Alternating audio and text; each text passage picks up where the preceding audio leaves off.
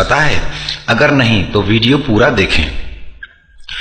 गुर्जर समाज प्राचीन एवं राज्य करने वाले समाज में से एक है। गुर्जर अभिलेखों के अनुसार ये सूर्यवंश या रघुवंश से संबंध रखते हैं। प्राचीन महाकवि राजशेखर ने गुर्जरों को रघुकुल तिलक तथा रघु ग्रामीणी कहा है। 7वीं से 10वीं शताब्दी के गुर्जर शिलालेखों पर सूर्यदेव की कलाकृतियां भी उनके सूर्यवंशी होने की पुष्टि करती हैं। राजस्थान में आज भी गुर्जरों को सम्मान से मेहर बोलते हैं, जिसका अर्थ सूर्य होता है। कुछ इतिहासकारों के अनुसार गुर्जर मध्य एशिया के कॉकेशस क्षेत्र, अभी की अर्मेनिया और जॉर्जिया से आए आर्य योद्धा थे। संस्कृत के विद्वानों के अनुसार गुर्जर शुद्ध संस्कृत शब्द है, जिसका अर्थ शत्रु का नाश करने वाला अर्थात शत्रु विनाशक होता है। प्राचीन महाकवि राजशेखर ने गुर्जर नरेश महिपाल को अपने महाकाव्य में धारता गुर्जर कहकर संबोधित किया है। गुर्जर मुख्यतः उत्तर भारत, पाकिस्तान, कश्मीर, हिमाचल और अफगानिस्तान में बसे हैं। मध्य प्रदेश में भी लगभग अधिकांश इलाकों में गुर्जर बसे हैं और चंबल, मुरैना में इनकी बहुलता है। इसके अलावा निमाड़ और मालवा के कुछ हिस्सों में इनकी खासी तादाद है। भारत का गुजरात राज्य, पाकिस्तानी पंजाब का गुजरांवाला जिला और रावलपिंडी जिले का गुजर खान शहर, आज भी यहाँ गुर्जर रहते हैं।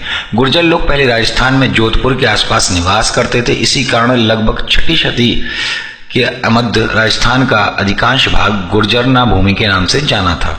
मुगल काल में गुर्जरों ने आक्रांताओं से बहुत की जोरदार तरीके से लोहा लिया और लगभग 200 वर्षों तक भारत की भूमि को बचाए रखा। अरब लेखकों के अनुसार गुर्जर उनके सबसे भयंकर शत्रु थे। अगर गुर्जर नहीं होते तो भारत पर 12वीं सदी से पहले ही अरब का अधिकार हो जाता। 12वीं सदी के बाद गुर्जरों का पतन होना शुरू हुआ और ये कई शाखाओं में बढ़ गए।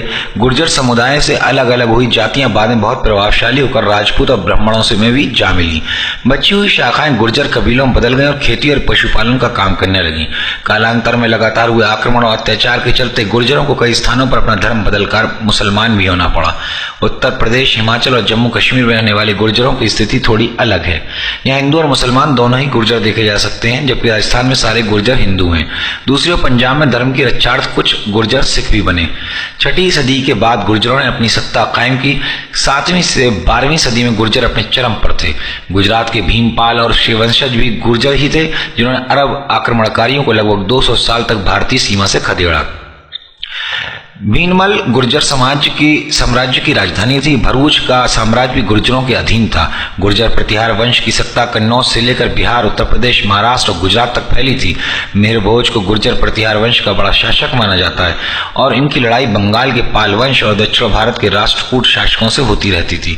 9वीं सदी से लेकर 10वीं सदी के अंत तक लगभग 200 वर्षों तक मथुरा, उत्तर प्रदेश गुर्जर प्रतिहार शासन में रहा। इस वंश में मेहर भोज, महेंद्रपाल तथा महिपाल बड़े बड़े प्रतापी शासक हुए।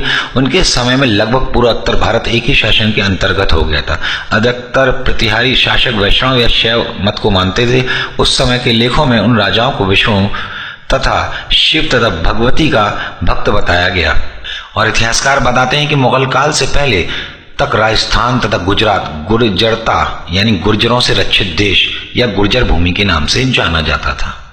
और अरब लेखकों के अनुसार उन्होंने स्वीकार किया कि गुर्जर उनके सबसे भयंकर शत्रु थे तथा उन्होंने ये भी कहा है कि अगर गुर्जर नहीं होते तो भारत पर 12वीं सदी से पहले ही अधिकार कर लेते। तो दोस्तों, ये था गुर्जर, जिन्हें लोग भाषा में बदलकर गुज्जर के नाम से जानते हैं। तो ये गुर्जर समाज का एक इतिहास था और इतिहास हमारा धरोहर है।